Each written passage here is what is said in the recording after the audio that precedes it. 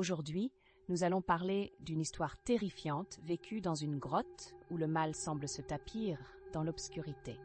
C'est un témoignage de Sylvain B. Quand j'avais une vingtaine d'années, un groupe d'amis et moi avons décidé d'explorer une grotte cachée que nous avions entendu parler à travers des rumeurs locales. La rumeur disait qu'elle était hantée par les esprits de ceux qui avaient disparu à l'intérieur. Intrigués et animés par l'adrénaline, nous avons fait nos bagages et avons pris la route vers cette cavité mystérieuse. Nous avions nos lampes de poche, des cordes et une bonne dose de courage. À notre arrivée, la grotte paraissait immense et majestueuse, mais une sensation de malaise commença à nous envelopper. Finissant par entrer, nous avons été frappés par une humidité intense qui nous saisissait, ainsi qu'un silence pesant, perturbé uniquement par le bruit de nos pas résonnant contre les murs glissants de la grotte. Plus nous avancions, plus l'atmosphère devenait pesante et une inexplicable envie de faire demi-tour nous assaillait. Malgré cela, la curiosité l'emportait et nous avons continué à explorer. Nous avons trouvé des inscriptions anciennes sur les parois et tout un système d'une galerie où la lumière ne pénétrait pas. Puis, au détour d'un virage, nous avons découvert une grande salle, suffisamment grande pour contenir notre groupe entier, mais quelque chose dans l'air avait clairement changé. L'ambiance était devenue oppressante, comme si quelqu'un ou quelque chose nous observait. Dans un coin de la salle, contre la paroi, se tenait une vieille statue en pierre d'une créature humanoïde. Sa forme était tordue, déformée, avec une expression visiblement malveillante. En nous approchant, le sol a commencé à vibrer et un bruit sourd comme un grondement a résonné dans la grotte.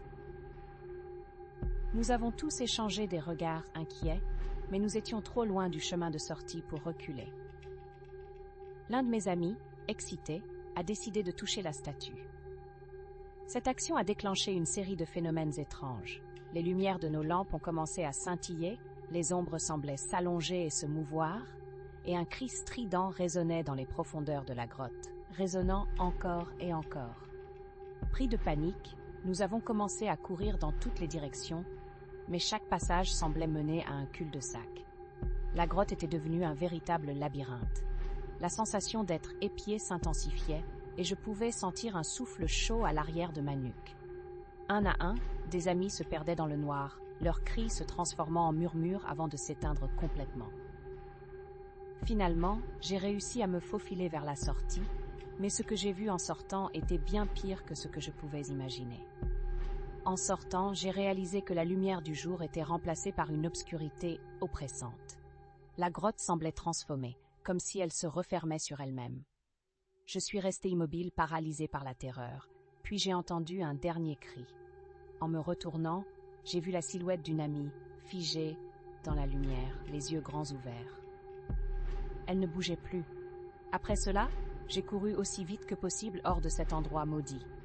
Je n'ai jamais revu mes amis, et chaque année, lorsqu'anniversaire de notre exploration approche, je ressens un frisson de terreur.